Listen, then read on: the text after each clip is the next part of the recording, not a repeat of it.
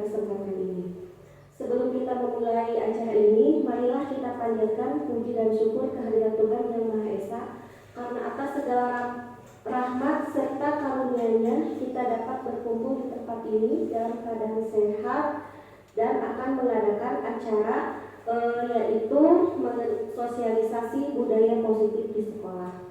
Adapun susunan acara yang akan dilaksanakan dalam kesempatan ini, yang pertama adalah pembukaan, yang kedua menyanyikan lagu Indonesia Raya, yang ketiga sambutan dari Ibu Kepala Sekolah atau pihak yang mewakili, yang keempat adalah acara inti yaitu diseminasi budaya positif, yang kelimanya sesi tanya jawab, dan keenam adalah doa dan penutup. Alhamdulillah kita sudah sampai pada tahap yang kedua yaitu pembukaan. Untuk selanjutnya, mari kita buka acara ini dengan pembacaan basmalah bersama-sama.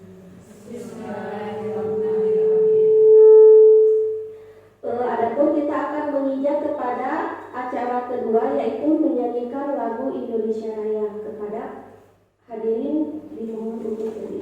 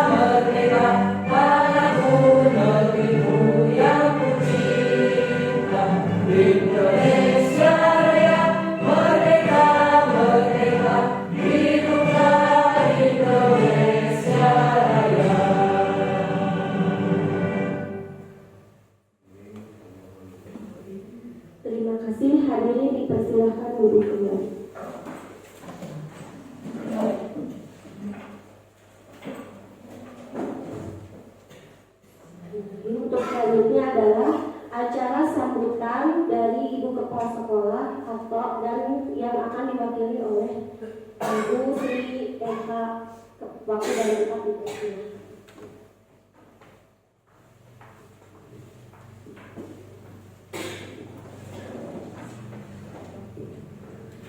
Bismillahirrahmanirrahim.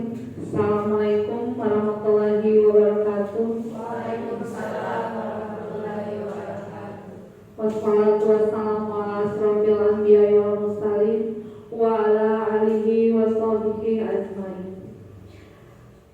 Pertama-tama mari kita panjatkan puji dan syukur kehadiran Allah Subhanahu wa taala, yang mana alhamdulillah pada hari ini kita dapat berkumpul dalam acara sosialisasi budaya positif di sekolah, dalam acara pembinaan guru penggerak salah satu rekan kita yaitu Ibu Siti Maria Wolpah.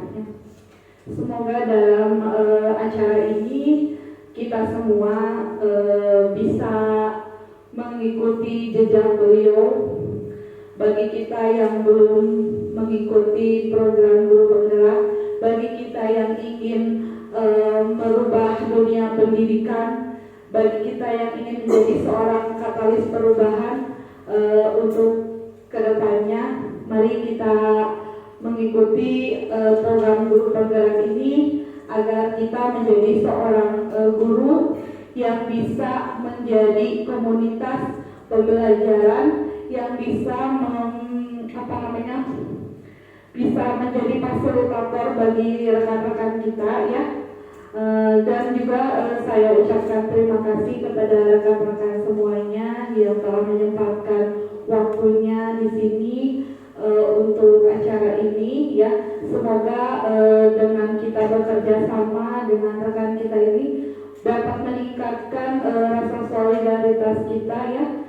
Tidak akan terwujud seperti sekarang ini kalau kita tidak ada kerjasamanya sesama temannya untuk kedepannya agar lebih baik lagi supaya dunia pendidikan, khususnya di dunia pendidikan dan khususnya di SDN Sanggalang Sari, mudah-mudahan guru-guru yang ada di sini ini menjadi guru-guru yang menjadi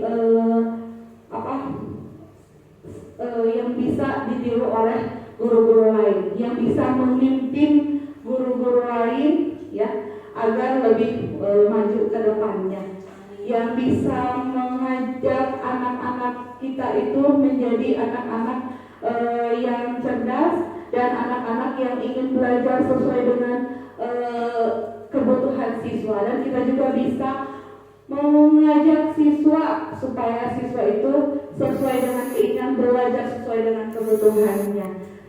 Semoga kita semua bisa melaksanakannya dengan bekerja sama. Insya Allah kita akan dapat melaksanakannya. Mungkin dari saya dicukupkan sekian. Wabillahi taufiq wal hidayah. Wassalamualaikum warahmatullahi wabarakatuh.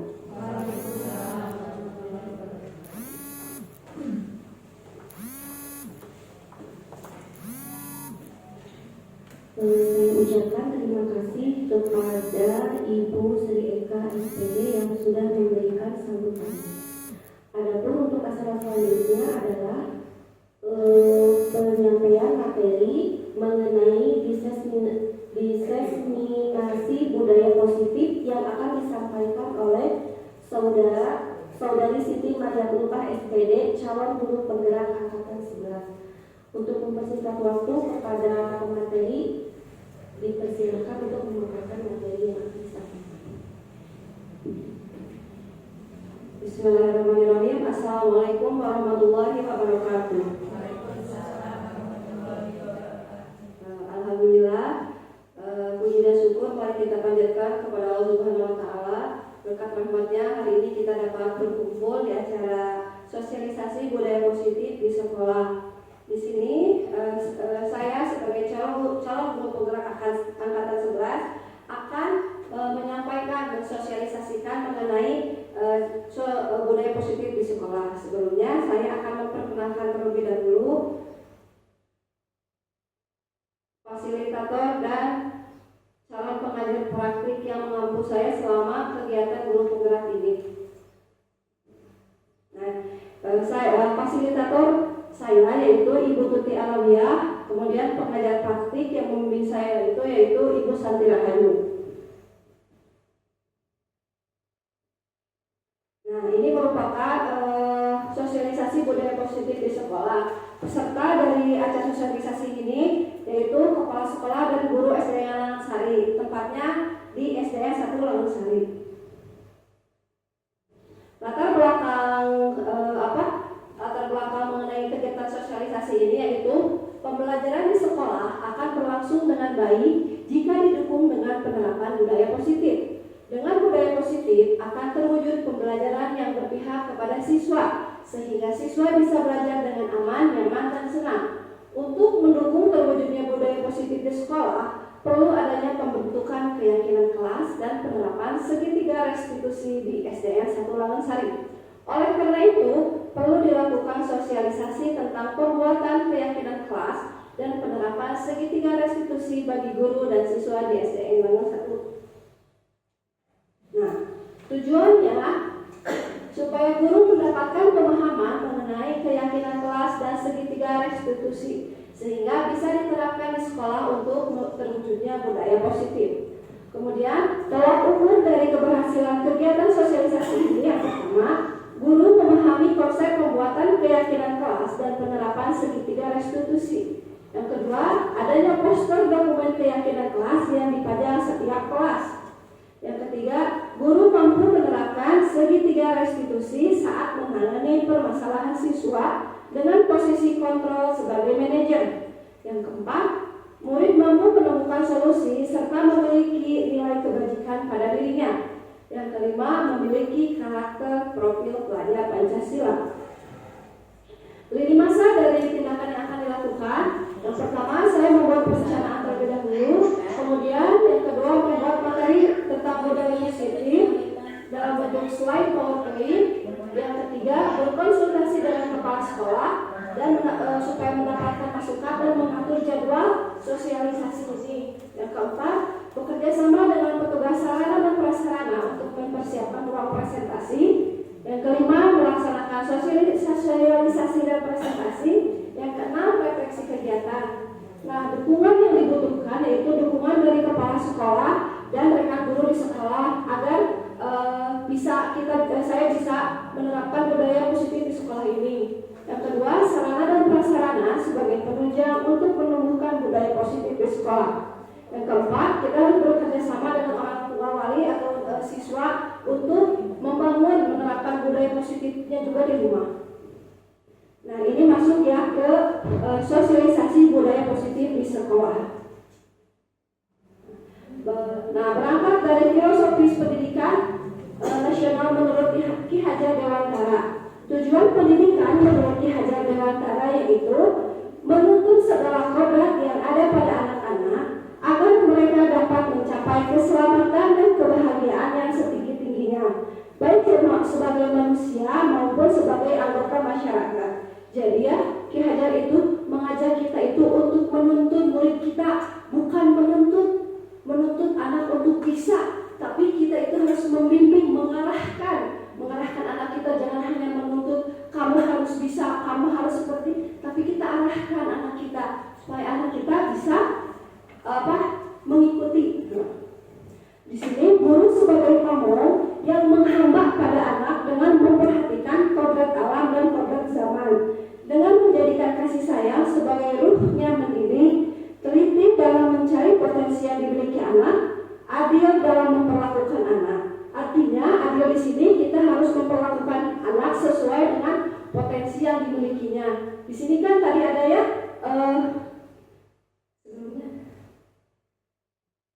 di sini kan tadi ada ya menghamba kepada anak. Menghamba kepada anak di sini bukan kita menyembah kepada anak ya, kepada murid bukan, tetapi kita memfasilitasi kebutuhan murid gitu.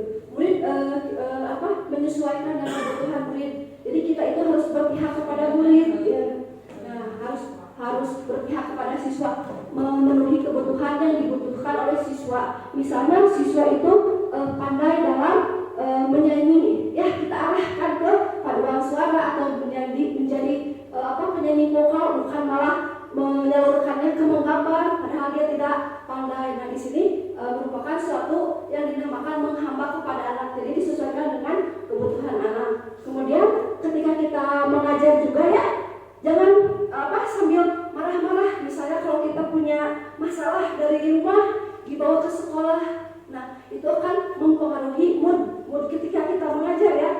Ketika kita mengajar kita harus penuh dengan kasih sayang kepada anak sehingga anak itu muncul rasa senang. Ketika kita menyampaikan pembelajaran pun bahkan anak akan merasa mudah untuk memahaminya ya, karena perasaan senang yang dirasakannya, tidak dengan perasaan yang jengkel atau gak suka, karena pembawaan kita ini. Jadi dari diri kita dulu sebagai guru harus penuh dengan kasih sayang dalam mendidik anak-anak. Nah, ini merupakan konsep utama modul budaya positif. Modul budaya positif di sini ada 7. Yang pertama, pembelajaran dengan paradigma baru. Yang kedua, ada disiplin positif. Yang ketiga, ada kebutuhan dasar manusia. Yang keempat, ada modifikasi perilaku manusia. Yang kelima, ada restitusi, posisi kontrol guru. Yang keenam, ada keyakinan kelas. Dan ketujuh, ada segitiga restitusi. Masuk ke materi yang pertama ya, yaitu pembelajaran dengan paradigma baru. Apa sih pembelajaran dengan paradigma baru itu? Pembelajaran dengan paradigma baru yaitu proses pembelajaran yang dirancang berdasarkan prinsip pembelajaran yang terdiferensiasi, sehingga setiap siswa belajar sesuai dengan kebutuhan dari tahap perkembangannya untuk mewujudkan profil belajar Pancasila. Nah, di sini ada pembelajaran terdiferensiasi. Pembelajaran terdiferensiasi ini adalah metode pembelajaran yang memberikan banyak pilihan dalam proses pembelajarannya. Bukan banyak tugasnya, bukan tugasnya yang beragam, tapi proses pembelajarannya yang berbeda-beda. Misalnya disesuaikan dengan kebutuhan siswa. Ada siswa yang pandainya di visual, ada siswa yang pandainya di kinestetik. Seperti itu. Jadi kalau misalnya anak mampunya di kinestetik, berarti kita arahkan ke gerak ya, PJOK. Otomatis tidak semua anak pandai dalam semua bidang pelajaran, tetapi akan ada salah satu yang menonjol dari salah satu bidang tersebut. Nah, untuk itu kita sebagai guru harus bisa memfasilitasi kelebihan yang dimiliki oleh murid. Jangan terpatok pada kelemahan murid, tapi kita kembangkan saja kemampuan yang dikuasai oleh murid tersebut. Jadi kita jangan kecewa, wah ini anak tidak bisa ini, tapi kan dia mempunyai kelebihan yang lain. Nah, kelebihan itulah yang kita gali, kita arahkan untuk anak tersebut. Nah, ini ya, boleh ya berdua ya, ada intermezzo kita. Di sini Anda dan teman Anda melakukan kegiatan cobalah buka. Anda adalah A, tugas A adalah mengepalkan salah satu tangan. Anda bayangkan bahwa Anda menyimpan sesuatu benda yang sangat berharga di kepala tangan. Anda perlu menjaga benda tersebut sekuat tenaga Anda karena si benda yang di dalam itu merupakan benda yang sangat penting. Tugas rekan yang B adalah mencoba dengan segala cara untuk membuka kepala tangan teman Anda. Teman Anda yang B boleh membujuk, menghardik, mengintimidasi, memarahi, menggoda, menggelitik, bahkan menawari Anda uang agar Anda bersedia membuka kepala tangan tersebut. Misalnya jika Anda adalah A, apakah Anda akan membuka tangan Anda ini? Misalnya ya itu. Coba Bu Eka ya. Bu Eka, apakah Anda akan membuka kepala tangan Anda ketika Anda menyimpan benda berharga di tangan Anda? Apakah Anda akan membuka kepala tangan tersebut? Ketika Bu Eka, saya mengundang itu benda yang ada di tangan Bu Eka, apakah Bu Eka akan membuka tangan itu? Tidak. Kenapa Bu Eka tidak? Karena itu merupakan barang berharga yang harus dijaga. Sekarang apakah B menutup? Apakah Anda atau B menutup kepala tangan Anda? Pasti ya. Ketika kita mempunyai benda berharga di tangan kita, pasti kita akan mempertahankannya. Jadi mau dipujuk, mau dirayu bagaimanapun, kita akan mempertahankan apa yang ada di genggaman kita. Nah, dalam kegiatan ini sesungguhnya siapa yang memegang kendali atau kontrol untuk membuka dan menutup kepala tangan itu? Siapa yang memegang kendali? Diri kita sendiri. Jadi kita sebagai manusia tidak bisa mengontrol orang lain. Begitupun juga orang lain tidak bisa mengontrol kita, karena yang bisa mengontrol kita itu adalah diri kita sendiri. Nah, selanjutnya kita akan meluruskan beberapa miskonsepsi mengenai makna dari kontrol. Yang pertama, ilusi guru mengontrol murid. Nah, kita mau mengontrol murid, sedangkan tadi juga ya, yang hanya bisa mengontrol diri kita itu adalah diri kita sendiri. Jadi kita tidak bisa mengontrol murid untuk memaksa dengan cara memaksa. Kita memaksa murid, kamu harus seperti ini, kamu harus bisa matematika ini, kamu harus tahu 5 tambah 5 itu 10. Padahal 4 tambah 6 juga sama dengan 10. Jadi banyak cara gitu ya. Kemudian ada ilusi bahwa semua penguatan positif, efektif, dan bermanfaat. Penguatan positif atau bujukan adalah bentuk untuk kontrol. Segala usaha untuk mempengaruhi murid agar mau mengulangi suatu perilaku tertentu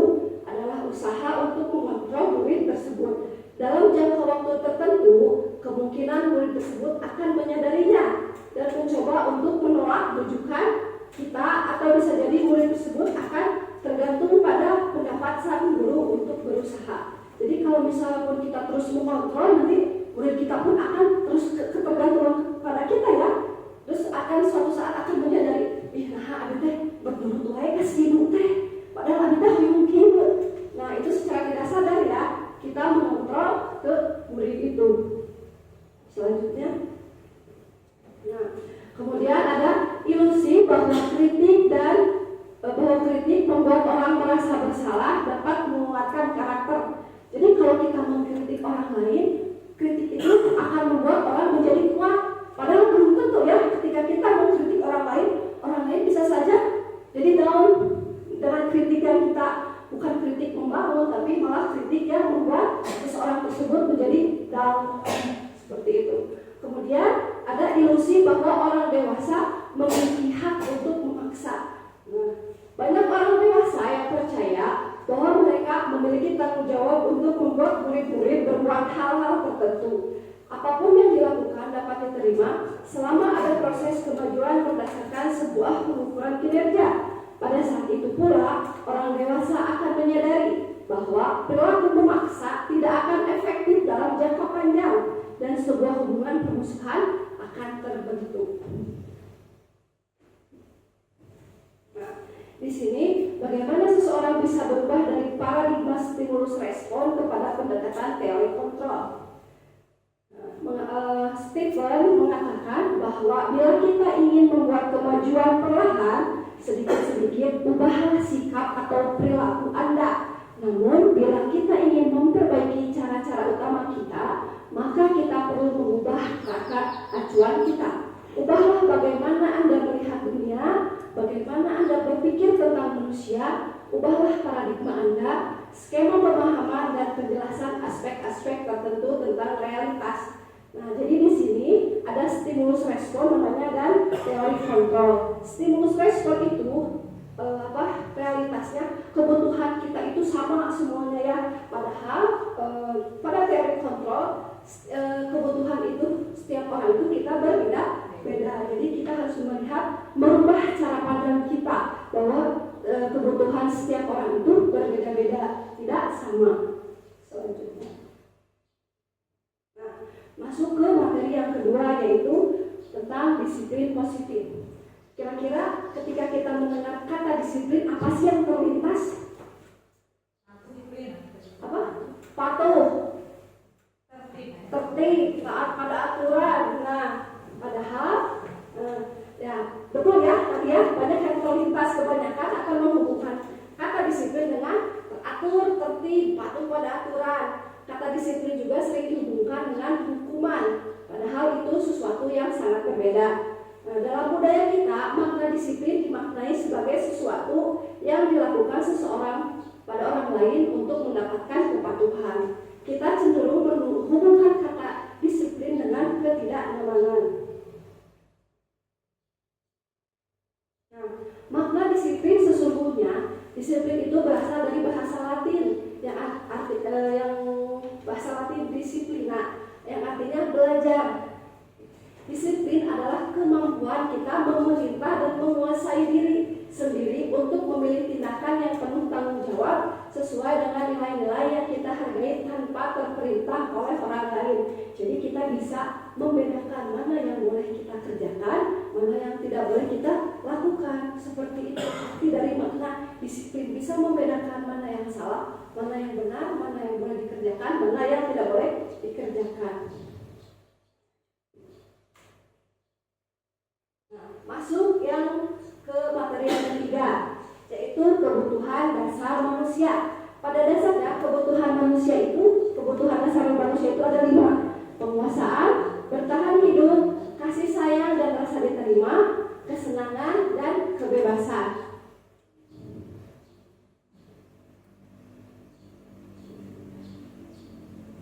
Nah, di sini ya ada contoh kasus. Ada seorang siswa bernama Udin. Dia dilaporkan oleh beberapa temannya karena sering meminta bekal makanan mereka dengan paksa. Jika Anda menghadapi situasi tersebut, apa yang akan Anda lakukan? hal tersebut. Kira-kira kenapa ya Udin minta makanan terus ke teman-temannya? Lapar. Tidak bekal.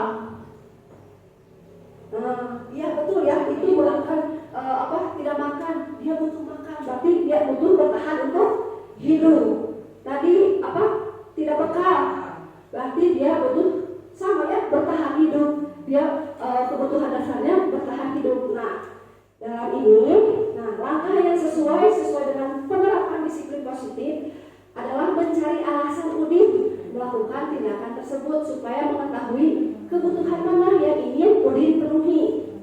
Yang pertama, bisa jadi Udin lapar karena orang tuanya tidak membawakan bekal. Survival itu dia bertahan hidup kebutuhannya. Yang kedua, Udin merasa bosan karena menu bekal makan siangnya selalu sama. Kira-kira kebutuhan dasarnya apa? Ingin kebebasan, gak mau itu aja ya, seperti itu. Kemudian yang ketiga, teman Udin menjadi perhatian kepadanya. Jadi ketika Udin tidak membawa bekal, ada temannya yang perhatian Udin ini kan. Jadi kebutuhan dasarnya kasih sayang dan rasa diterima. Kemudian yang keempat, Udin merasa hebat karena ditakuti oleh temannya. Kekuasaan. Jadi Udin merasa tidak hebat karena dia ditakuti oleh temannya. Kalau temannya tidak mengasih, berarti dia akan ditakut-takuti. Jadi dia mempunyai power kebutuhan dasar kekuasaan, penguasaan. Yang kelima, Udin hanya iseng dan merasa senang mengganggu temannya. Nah di sini kebutuhan dasar Udin adalah untuk kesenangannya. Dia ingin senang gimana ya kalau dia jahil kepada temannya, seperti itu. Iya, kekuasaan. Nah masuk yang keempat, yaitu mengenai motivasi perilaku manusia. Motivasi perilaku manusia itu ada 3. Yang pertama, untuk menghindari ketidaknyamanan atau hukuman. Ya ini biasanya bisa pernah ya gitu ya mengalaminya. Misalnya saya disuruh oleh rekan saya untuk menghadiri seminar menggantikan karena tidak bisa mengikuti seminar.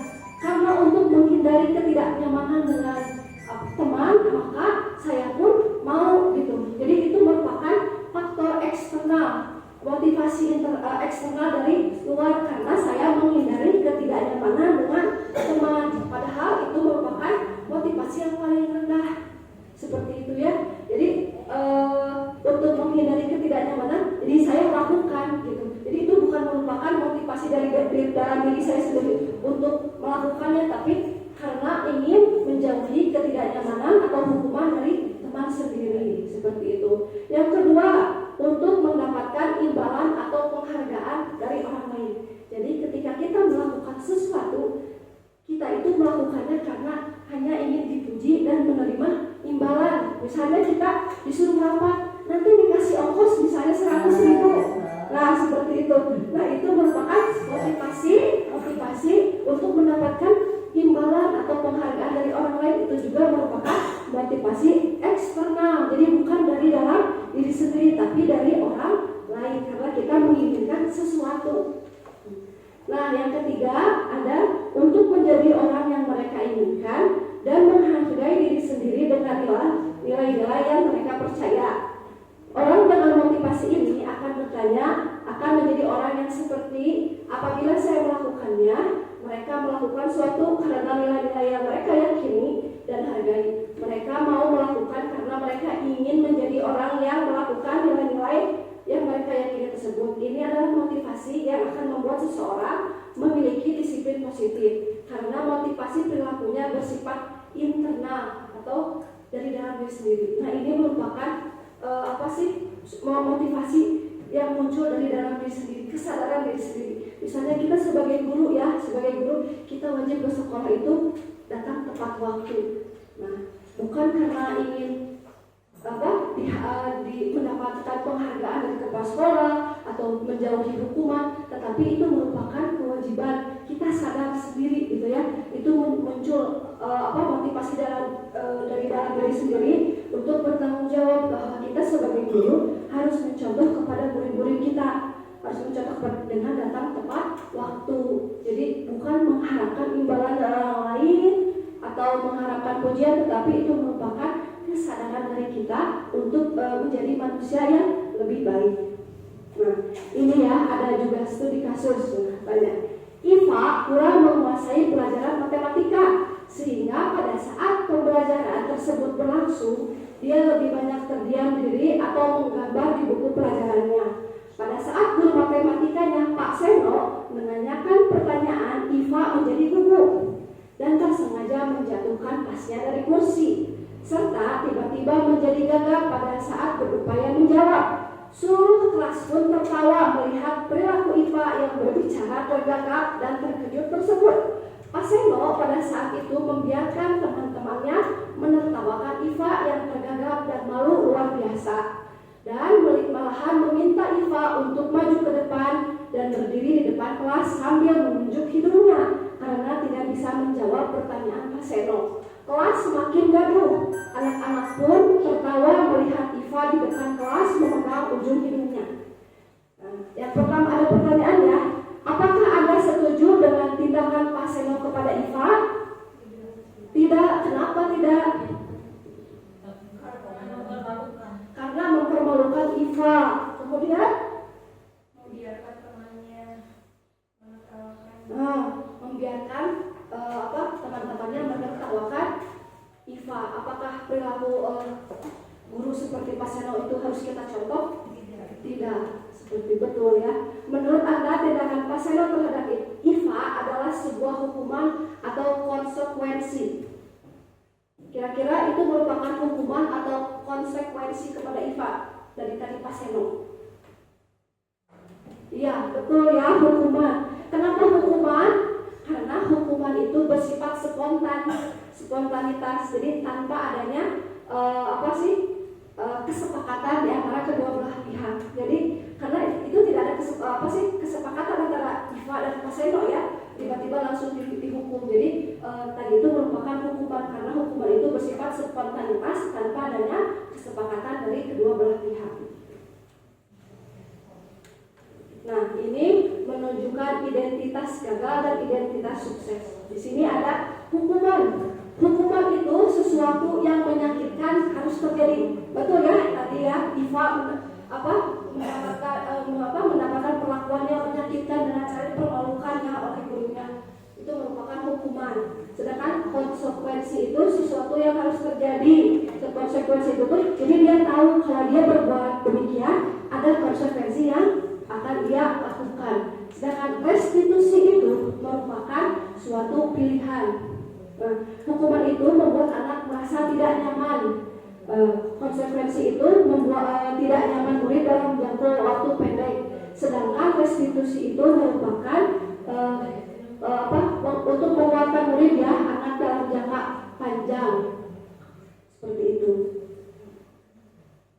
Nah, di sini ya tadi ada hukuman tadi. Hukuman itu bersifat tidak terencana atau terjadi secara tiba-tiba. Anak atau murid tidak tahu apa yang akan terjadi dan tidak dilibatkan. Hukuman bersifat satu arah dari pihak guru yang memberikan dan murid hanya menerima suatu hukuman tanpa melalui kesepakatan atau pengarahan dari pihak guru, baik sebelum atau sesudahnya.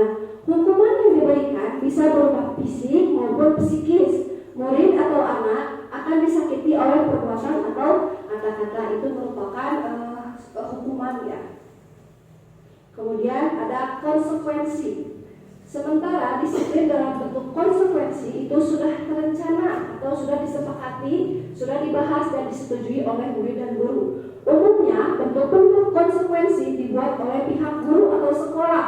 Murid sudah mengetahui sebelumnya konsekuensi apa yang akan diterima bila ada pelanggaran.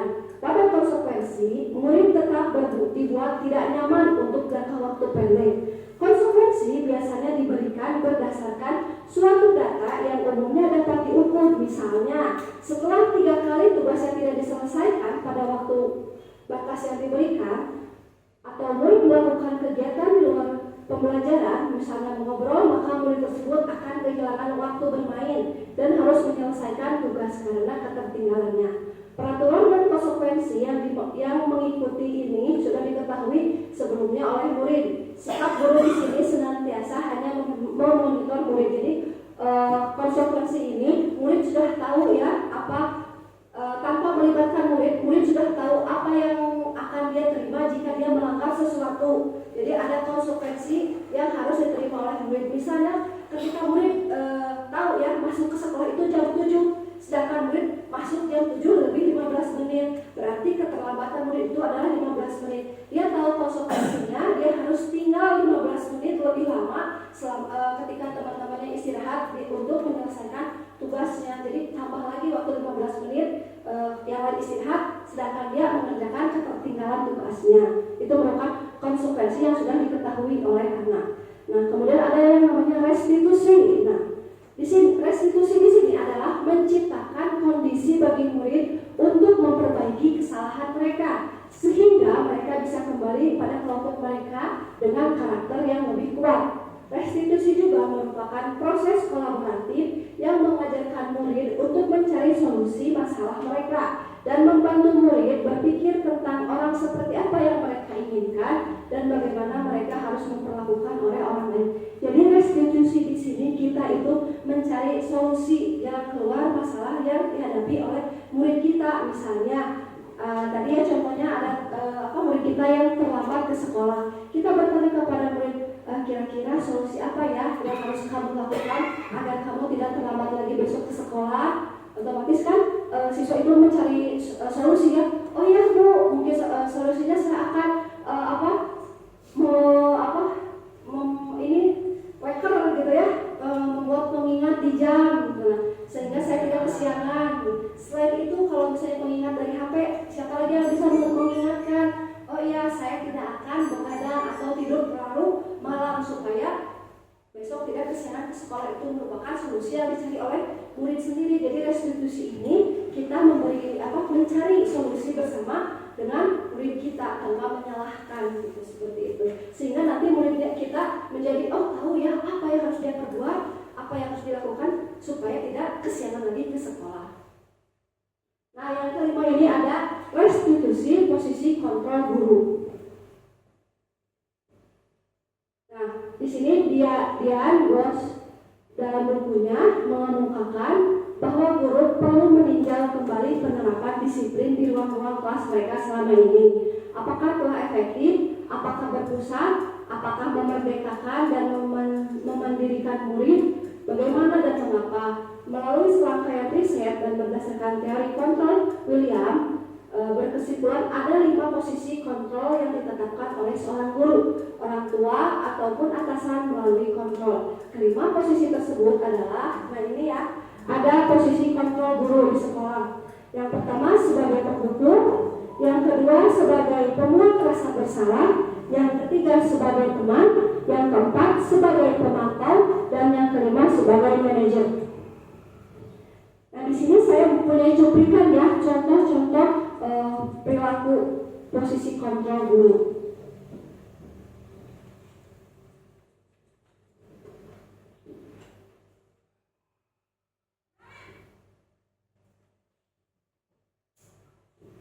Perangkat dihidupkan.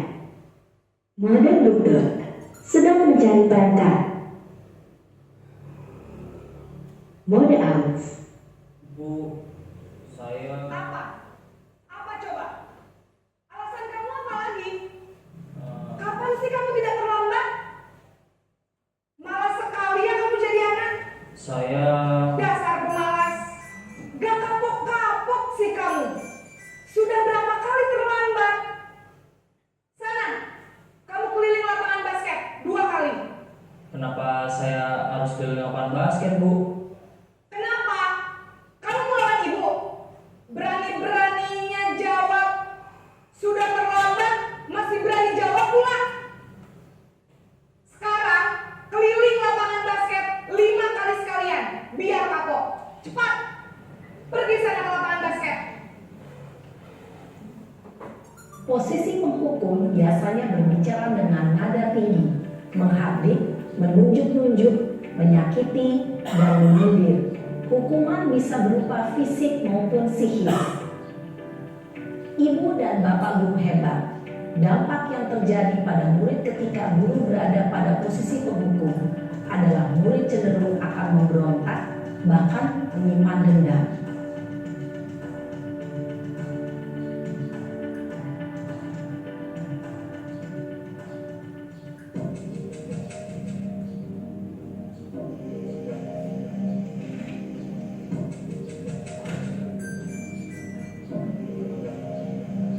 Naren!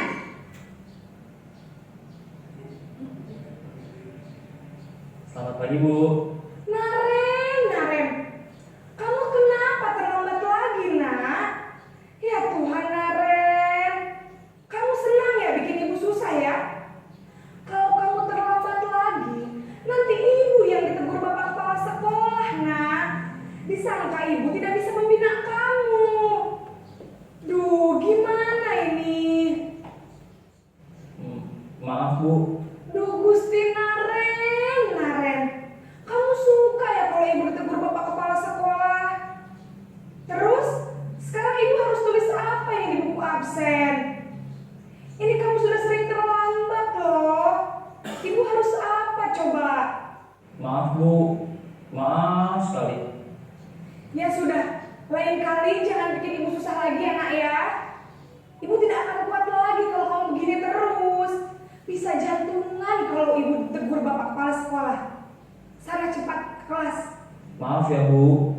Maaf sekali.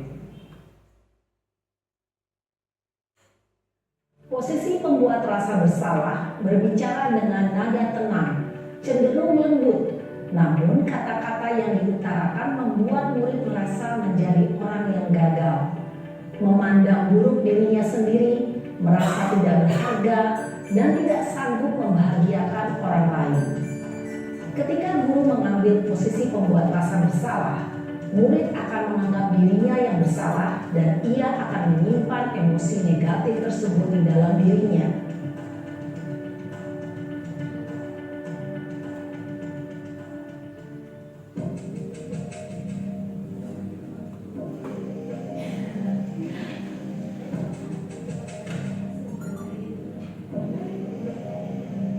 Naren!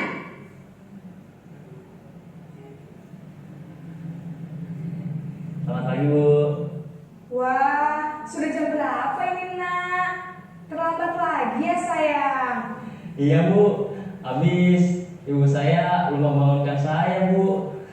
Kamu malah menyalahkan ibu kamu.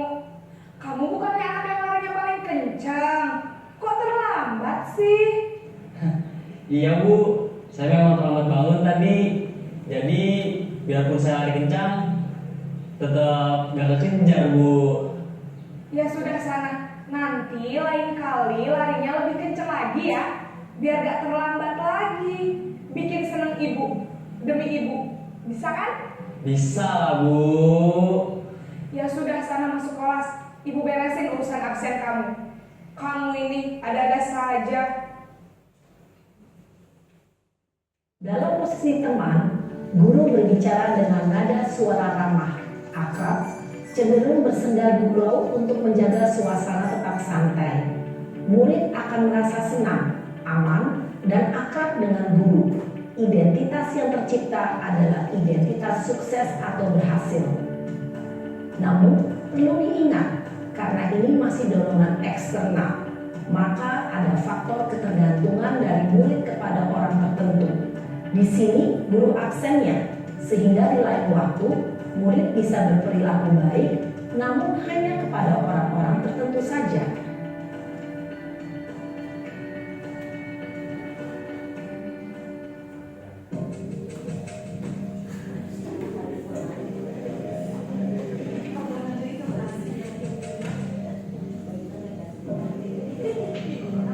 Naren!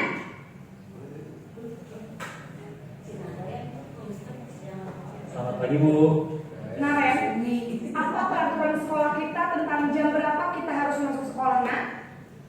Kita harus di sekolah jam 7, Bu. Iya betul, sekarang sudah jam 7.20. Naren sudah tahu konsekuensinya jika terlambat hadir. Paham, Bu. Saya harus tinggal kelas pas jam istirahat selama 20 menit. Iya benar, konsekuensinya demikian. Jadi nanti jam 9.30 pas istirahat, kamu harus tinggal di kelas, kerjakan tugas tambahan untuk ketertinggalan kamu, ya. Baik, Bu. Posisi pemantau mengandalkan penghitungan atau data untuk mengontrol murid. Guru mengarahkan murid berdasarkan peraturan dan konsekuensi. Seorang pemantau menunjukkan bahasa tubuh dan ekspresi wajah yang datar dan cenderung formal.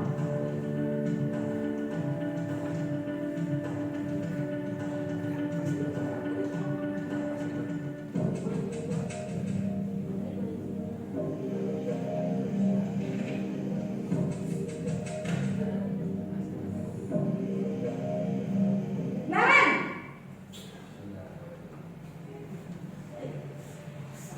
Selamat pagi, Bu. selamat pagi Naren. Maaf, Bu. Saya terlambat. Ya, sekolah masuknya jam 7, sekarang sudah jam 7.20. Jadi sekarang bagaimana ini Naren? Maaf, Bu. Saya lupa setel alarm saya semalam. Baiklah, menurut kamu, keyakinan sekolah yang mana yang perlu kamu tingkatkan? Menghargai diri sendiri dan orang lain mungkin ya, Bu. Setuju. Jadi, apakah Naren meyakini prinsip saling menghormati tersebut? Iya, Bu. Saya meyakininya. Apakah Naren bersedia memperbaiki masalah keterlambatan ini? Bersedia, Bu. Bagaimana kamu akan perbaiki masalah keterlambatan ini? Saya akan coba untuk tidak lupa menyetel alarm saya, Bu. Baik, kalau Naren lupa menyetel alarm di rumah, ada orang yang kira-kira bisa bantu mengingatkan tidak? Ada, Bu. Kakak saya, Kak Emma. Ada lagi selain Kak Emma? Selain Kak Emma, ada ibu saya. Baik, jadi yang mengingatkan Naren adalah Kak Emma dan ibu kamu ya? Kira-kira akan mulai setel alarm kapan nih Naren? Setelah pulang sekolah, akan segera saya lakukan. Baik, jadi Naren akan setel alarm untuk bangun besok pagi dan akan diingatkan oleh kakak dan ibunda Naren ya. Ada lagi yang mungkin perlu dilakukan Naren agar tidak terlambat bangun lagi. Tidak ada, Bu. Baik Naren, terima kasih untuk kerjasama kamu. Sekarang kamu perlu kembali ke kelas untuk belajar. Baik, Bu. Terima kasih. Posisi manajer adalah posisi kontrol yang disarankan untuk membimbing murid memiliki sikap disiplin yang positif, yaitu murid yang mandiri, bertanggung jawab, dan dapat memecahkan masalah. Tujuan dari posisi ini adalah agar murid dapat berefleksi atas tindakannya. Guru akan dengan tulus memberikan pertanyaan-pertanyaan bermakna, sehingga membuat murid dapat belajar dari kesalahannya dan mencari sebuah solusi untuk menyelesaikannya. Ibu dan bapak guru hebat, setelah mengamati adegan kelima posisi kontrol tadi, kira-kira posisi mana yang paling ideal? Posisi mana yang dapat menunjang motivasi intrinsik murid? Ya, tentu posisi manajer. Posisi ini memang posisi ideal yang ingin dituju setiap pendidik. Pada posisi inilah, guru dapat menerapkan disiplin positif yang berpihak pada murid, yang memerdekakan murid. Perjalanan seorang pendidik tentunya tidak mudah untuk sampai pada posisi seorang manajer. Namun, tujuan kita pasti, yaitu menciptakan murid-murid yang mandiri, merdeka, dan bertanggung jawab.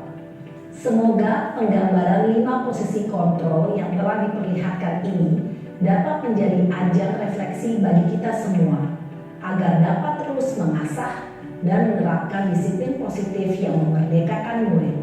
Mari terus berlatih dan bersemangat. Selamat menerapkan. Salam dan bahagia Ibu dan Bapak Guru hebat.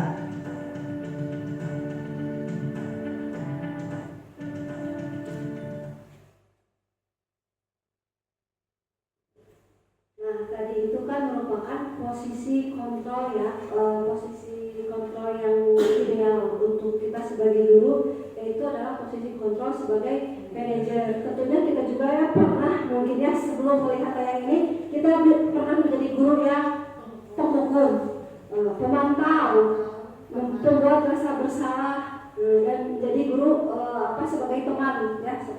Nah, setelah melihat tayangan tadi, semoga kita semua ya bisa berefleksi dan menjadi posisi guru sebagai manajer yang kita dapat memecahkan masalah, memberikan solusi kepada anak kita sehingga memunculkan motivasi intrinsik dari dalam dirinya untuk menjadi lebih baik lagi. Nah ini, pada tabel berikut ini, siapa yang mengatakan dengan posisi kontrol mana menurut Anda yang sering mengucapkan pernyataan-pernyataan ini? Nah, tadi karena posisi kontrolnya sebagai pemantau ya, seperti itu ya. Saya kecewa sekali dengan kamu. Kira-kira itu posisi kontrol gurunya apa ya? Saya kecewa sekali dengan kamu. Merasa bersalah. Nah, coba membuat rasa bersalah. Iya, betul ya. Jadi membuat anak merasa bersalah. Yang kedua, kamu tidak pernah benar melakukannya. Menghukum. Iya. Yang ketiga, ayolah lakukan demi saya ya. Coba apa ya, teman. Apakah kamu mau mendapatkan stiker bintang hari ini? Coba apa ya, sebagai pemantau. Yang selanjutnya, bagaimana kamu bisa menyelesaikan masalah ini? Manager. Yang selanjutnya, kamu selalu paling terakhir. Membuat rasa bersalah. Coba ya, penghukum ternyata. Kamu tidak akan mendapatkan bintang bila tidak menyelesaikan tugas ini ya. Pemantau. Iya. Berapa kali sih saya sudah mengatakan kepada kamu? Menghukum. Ingat bukan apa yang telah saya lakukan untuk kamu? Teman. Kamu tidak pernah berhasil dalam kehidupan ini. Menghukum. Apa rencanamu untuk menyelesaikan masalah ini? Manajer. Nah, ini merupakan pernyataan atau kalimat berdasarkan posisi kontrol. Nah, yang keenam ada tentang keyakinan kelas. Mengapa keyakinan kelas? Mengapa tidak peraturan kelas saja? Nah, yang ini ada pertanyaan ya. Mengapa kita memiliki peraturan tentang penggunaan helm pada saat mengendarai sepeda roda 2 atau motor? Kenapa kita harus pakai helm kira-kira? Untuk keselamatan. Ada lagi? Menghindari supaya tidak ditilang, misalnya. Terus yang kedua, mengapa kita memiliki peraturan tentang penggunaan masker dan mencuci tangan setiap saat waktu kita COVID ya? Kenapa ada peraturan seperti itu? Untuk kesehatan. Kemungkinan jawaban Anda adalah untuk kesehatan atau keselamatan. Nilai-nilai keselamatan atau kesehatan inilah yang kita sebut sebagai suatu keyakinan, yaitu nilai-nilai kebajikan universal yang disepakati secara tersirat dan tersurat, lepas dari latar belakang suku, negara maupun agama. Jadi keyakinan itu bersifat universal, jadi semuanya meyakini, tidak sesuai dengan agama, ras, seperti itu ya, tidak. Jadi yang meyakini itu secara universal, sudah lumrahnya seperti itu. Nah, makna keyakinan kelas. Makna keyakinan kelas adalah nilai-nilai kebajikan atau prinsip-prinsip universal yang disepakati bersama secara universal, lepas dari perbedaan agama, suku, negara, dan bahasa. Suatu keyakinan akan lebih memotivasi seseorang dari dalam atau intrinsik. Seseorang akan lebih bersemangat untuk menjalankan keyakinannya daripada hanya sekedar mengikuti peraturan tertulis tanpa makna. Murid-murid pun demikian, mereka perlu mendengarkan dan memahami arti sesungguhnya tentang peraturan yang diberikan. Apa nilai-nilai kebajikan di balik peraturan tersebut? Apa tujuan utamanya dan menjadi tidak tertarik atau takut sehingga hanya sekedar mengikuti serangkaian peraturan-peraturan yang mengatur tanpa mereka memahami tujuan mulianya. Jadi ketika kita membuat keyakinan kelas ini harus diyakini dari dalam diri murid tersebut supaya tidak munculnya hanya dia takut karena melanggar seperti itu. Nah, di sini ada pembentukan keyakinan kelas. Keyakinan kelas bersifat lebih abstrak daripada peraturan, lebih rinci dan lebih konkret. Keyakinan kelas berupa pernyataan-pernyataan atau nilai-nilai kebajikan yang diterima secara universal, lepas dari latar belakang budaya, bahasa, suku bangsa maupun agama, berupa hal-hal seperti universal, misalnya keadilan, kehormatan, peduli, integritas, kejujuran, pelayanan, keamanan, kesabaran, tanggung jawab, mandiri, berprinsip, keselamatan, kesehatan, saling menghargai, dan masih banyak lagi ya nilai-nilai kebajikan yang lain. Yang ketiga, pernyataan keyakinan kelas dibuat dalam bentuk positif. Yang keempat, keyakinan kelas hendaknya tidak terlalu banyak sehingga mudah diingat dan dipahami oleh semua warga kelas. Yang kelima, keyakinan kelas sebaiknya sesuatu yang dapat diterapkan di lingkungan tersebut. Semua warga kelas hendaknya ikut berkontribusi dalam pembentukan keyakinan kelas lewat kegiatan curah pendapat. Yang ketujuh, bersedia meninjau kembali keyakinan kelas dari waktu ke waktu. Jadi itu pembentukan keyakinan kelas ya. Pembentukan keyakinan kelas ini bisa berangkat dari kita membuat peraturan kelas. Misalnya, yang pertama peraturan kelasnya jangan membuat sampah. Ini ya ada contoh mengubah peraturan kelas menjadi pembentukan keyakinan kelas. Yang pertama, kembalikan peraturan kelasnya, kembalikan barang ke tempatnya. Nah, kebajikan universalnya yaitu dia berarti harus bertanggung jawab karena mengembalikan barang sesuai dengan tempatnya. Kemudian dilarang mengganggu orang lain. Nah, kalimat kebajikan kan tadi ya, dilarang mengganggu orang lain itu merupakan kalimat yang negatif ya. Nah, kita rubah menjadi kalimat positif. Nah, sesuai dengan kebajikan universal. Nah, dilarang mengganggu berarti kita harus saling menghormati dengan teman. Nah, seperti itu. Hadir di sekolah 15 menit sebelum pembelajaran dimulai, berarti menghormati orang lain atau kita komitmen namanya. Kemudian dilarang melakukan kekerasan. Nah, keamanan atau saling menghormati antar teman. Dilarang menggunakan, misalnya dilarang menggunakan pakaian kotor. Nah, seperti itu untuk demi kesehatan. Kemudian bergantian atau menunggu giliran, berarti menghormati orang lain atau berempati. Dilarang merokok. Nah, ada dilarang merokok berarti itu untuk kesehatan dan menghormati orang lain. Gunakan masker. Nah, itu untuk kesehatan dan keamanan. Berjalan di kelas dan koridor, berarti untuk keamanan dan keselamatan. Kemudian dilarang membawa mainan atau lato-lato. Nah, berarti itu nilai kebajikannya itu keamanan dan saling menghormati. Nah, cara menyusun keyakinan kelas kita berangkat dari peraturan kelas terlebih dahulu ya, dari yang paling kecil dulu. Di situ ada peraturan kelas, misalnya jangan buang sampah sembarangan. Berarti kita harus apa dengan sampah kita? Bertanggung jawab. Jangan mengganggu teman. Berarti kita saling menghormati. Jadi dari peraturan kelas ini kita rubah menjadi keyakinan kelas.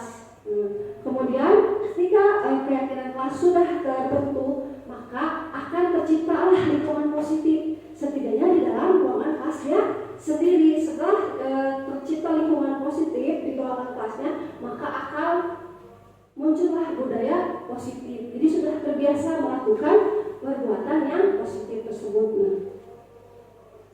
Nah, ini contoh keyakinan kelas dan keyakinan sekolah.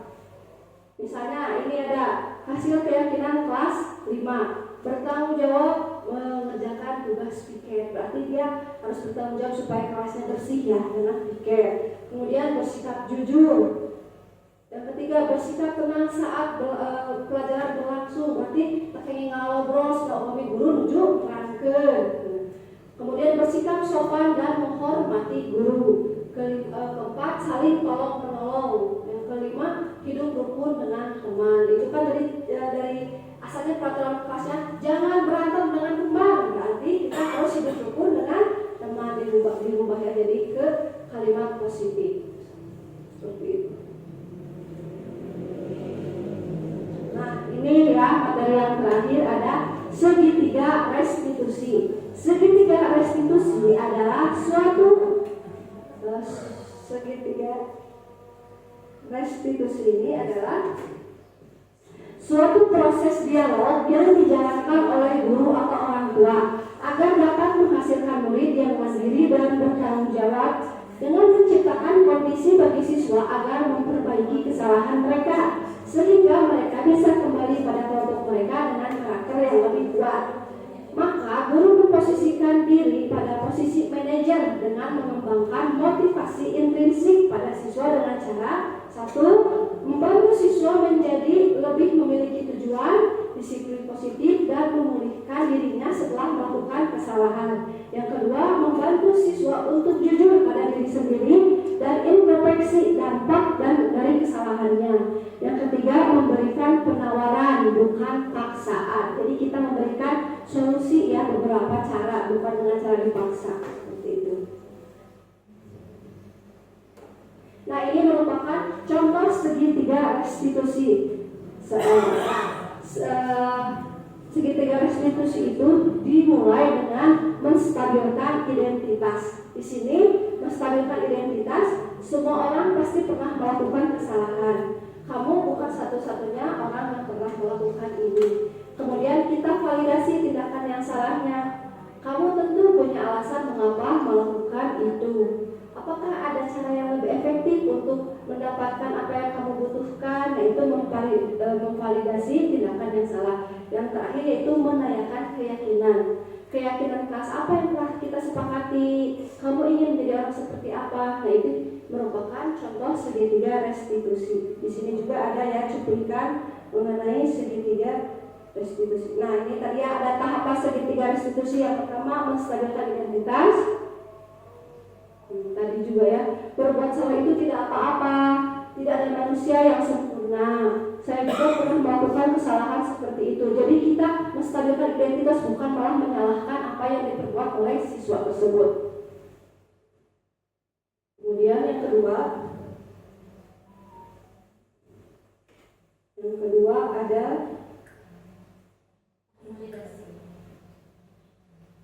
validasi tindakan yang salah. Nah, validasi menurut teori kontrol, semua tindakan manusia baik atau buruk pasti memiliki maksud tertentu. Kalimat-kalimat di bawah ini mungkin terdengar asing buat guru, namun bila dikatakan dengan nada tanpa menghakimi akan memvalidasi kebutuhan mereka. Padahal kamu bisa melakukan yang lebih buruk dari ini ya. Kamu pasti punya alasan mengapa melakukan hal itu.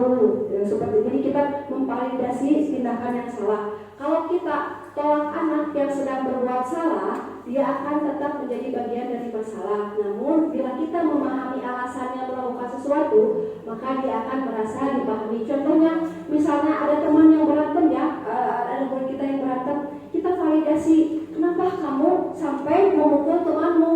Tanya dulu, karena saya kesal Pak, tadi dia mengejek saya. Ya pantas saja ya teman tersebut memukul karena dia telah mengejek temannya. Otomatis secara naluri itu merupakan emosi yang dikeluarkan karena ada sebab, ada akibat ya. Jadi kalau misalnya dia tidak dipancing seperti itu, maka dia juga tidak akan berbuat seperti itu. Yang ketiga ada tahap menanyakan keyakinan. Teori kontrol menyatakan bahwa pada dasarnya termotivasi kita. Teori kontrol menyatakan bahwa kita pada dasarnya termotivasi secara internal. Ketika identitas sukses telah tercapai dan tingkah laku yang salah divalidasi, maka anak akan siap untuk dihubungkan dengan nilai-nilai yang dia percaya dan berpindah dari orang yang dia inginkan. Pertanyaan pernyataan di bawah ini menghubungkan keyakinan anak dengan keyakinan kelas atau keluarga. Apa yang kita percaya sebagai kelas atau keluarga, misalnya apa kesepakatan kelas yang kita yakini, bertanggung jawab, saling menghargai dengan teman. Nanti kan tadi yang berantem ya, saling menghargai dengan teman, itu merupakan keyakinan kelas yang diyakini. Nah, kebanyakan anak-anak akan mengatakan iya, tetapi mereka tidak tahu bagaimana caranya menjadi orang seperti itu. Guru dapat membantu dengan bertanya, seperti apa jika mereka menjadi orang seperti itu? Ketika anak sudah mendapat gambaran yang jelas tentang seperti apa yang ingin mereka inginkan, guru dapat membantu anak-anak tetap fokus pada gambaran tersebut. Nah, ini merupakan contoh penerapan segitiga restitusi di sekolah.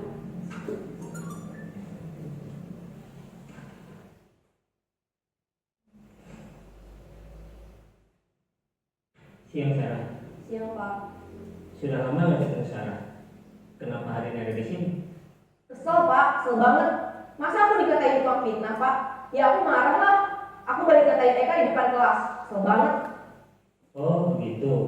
Ya pasti kamu marah dan kesal. Bapak juga akan marah apabila ada yang menuduh Bapak seperti itu. Kemudian pada saat itu kamu mau melakukan apa? Ya saya langsung ngatain Eka lah Pak. Kesel banget. Saya bentak-bentak dia depan teman-teman lain. Oh begitu. Pasti kamu melakukan seperti itu karena suatu alasan tertentu kan? Iyalah, masa saya diam saja Pak? Ya saya bela diri lah. Masa saya dituduh tukang fitnah? Ya wajar lah. Mempertahankan harga diri itu sesuatu yang penting buat kamu. Untung kamu tidak bertindak lebih gegabah lagi. Hanya membentak-bentak. Iya Pak. Untung saya masih bersabar dan hanya membentak saja. Sudah gemes padahal. Saya pasti bela diri lah. Ya pasti ya. Tapi kamu memilih untuk tetap bertahan dan bersabar. Kamu memilih untuk tidak berbuat lebih parah lagi kan? Iya. Nah, sekarang coba kita lihat lagi tindakan kamu yang bentak-bentak Eka di kelas. Tindakan kamu itu kira-kira sesuai dengan keyakinan kelas atau prinsip kamu tidak? Enggak lah Pak. Capek Pak jadi pemarah. Jadi keyakinan atau prinsip mana yang kurang sesuai dengan keinginan kamu? Ya, saya sebenarnya sangat menghargai orang lain. Mungkin saat itu saya menjadi emosi, jadi tidak menunjukkan sikap itu. Kamu meyakini tidak? Menghargai orang lain itu penting buat kamu. Yakinlah Pak. Iya, setuju. Kita harus saling menghargai. Namun, ada juga keyakinan yang kita sepakati yang perlu kita jalankan apabila kita sedang marah, bukan? Ya saya bisa lebih proaktif, mulai dengan diri sendiri. Saya bisa jadi lebih bersabar, mengambil waktu jeda untuk berpikir mau apa selanjutnya. Kira-kira kamu bersedia memperbaiki masalah ini tidak? Bersedia Pak. Kalau kamu memperbaiki masalah ini, kamu akan menjadi orang seperti apa? Saya akan menjadi orang yang bertanggung jawab kali ya Pak. Dan senantiasa proaktif. Iya, menurut kamu bagaimana rasanya menjadi orang seperti itu? Ya nyaman lah, bangga bisa bersabar dan menahan diri. Baiklah kalau begitu.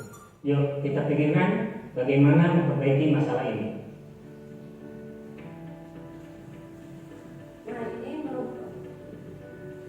Nah ini merupakan penerapan segitiga restitusi ya, dari menstabilkan identitas, memvalidasi tindakan yang salah, kemudian menanyakan keyakinan. Nah itu ya kita berharap ya di sini semuanya bisa belajar ketika kita menghadapi masalah atau ada murid yang seperti itu, cara kita menyelesaikan masalah ini seperti apa yang ini yang tadi ya. Jadi melalui tahapan segitiga restitusi. Yang pertama menstabilkan identitas, memvalidasi tindakan yang salah, yang ketiga menanyakan keyakinannya.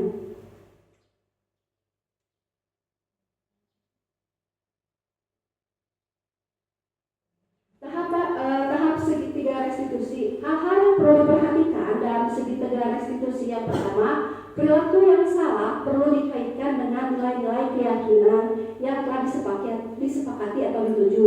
Yang kedua, kesediaan orang yang melakukan kesalahan untuk memperbaiki masalah. Yang ketiga, pemecahan masalah sebisa mungkin relevan atau memiliki hubungan dengan masalah yang ada. Yang ketiga, perlu adanya usaha perbaikan dari yang berbuat kesalahan. Yang keempat, perlu didedikasikan waktu dari pihak yang berbuat kesalahan. Tanyakan kapan mulai untuk memperbaiki masalahnya.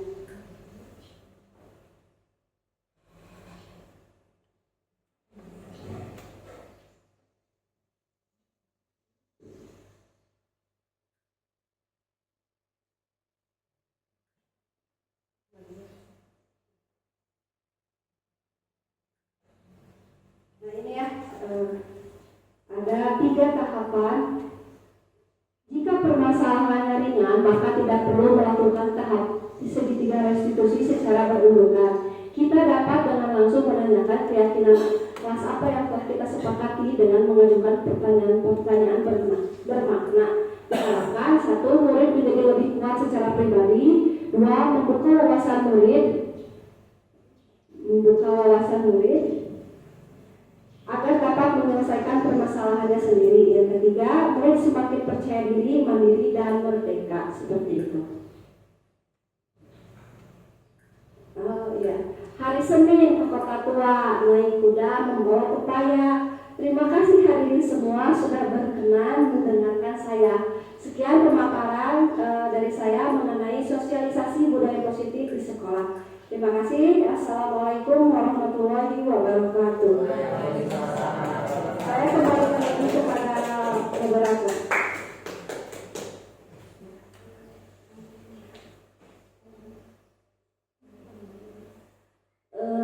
Terima kasih kepada Ibu Siti Malikumpa SPD yang sudah memaparkan materi mengenai diseminasi budaya positif. Ya, selanjutnya adalah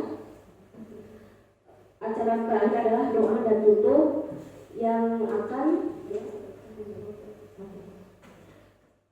kemudian sekarang kita akan melanjutkan kepada sesi tanya jawab. Dibuka untuk satu penanya saja. Ada yang mau ditanyakan? Ya, silakan kepada Ibu Eka, waktu dan tempat dipersilakan. Tadi dalam penjelasan Ibu ya, saya mendengar siswa itu jika penghargaan tidak berupa pemberian hadiah, lalu apa pengganti dari penghargaan itu? Dengan apa diganti?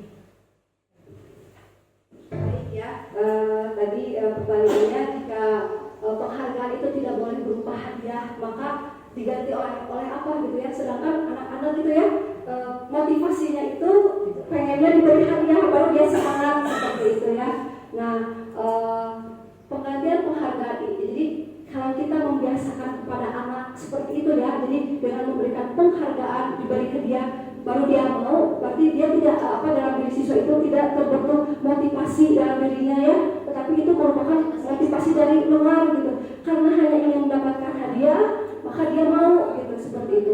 Nah, kita ganti penghargaan ini dengan apresiasi kepada anak. Contohnya ya, apresiasi itu tapi apresiasinya jangan apresiasi bohong ya, jadi tidak terlihat. Misalnya anak itu mengerjakan tugas pikir bersih, kita sebagai guru apresiasi, wah ibu bangga ya dengan kamu karena kamu telah melakukan tanggung jawab kamu yaitu pikir di kelas.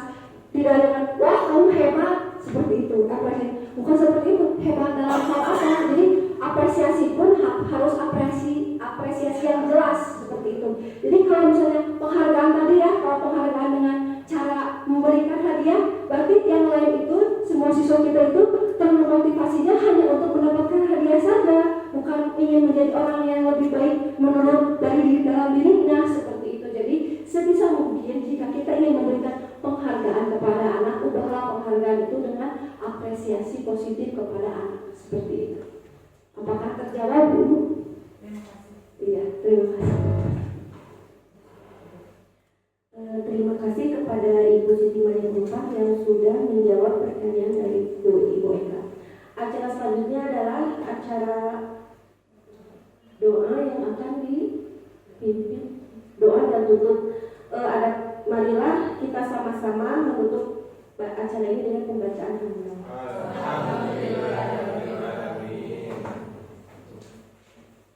Adapun kesimpulan dari acara yang barusan kita lakukan ya, kesimpulannya adalah bahwa sebagai guru di sekolah ini kita harus mampu atau bisa berkolaborasi untuk mewujudkan budaya yang positif di sekolah.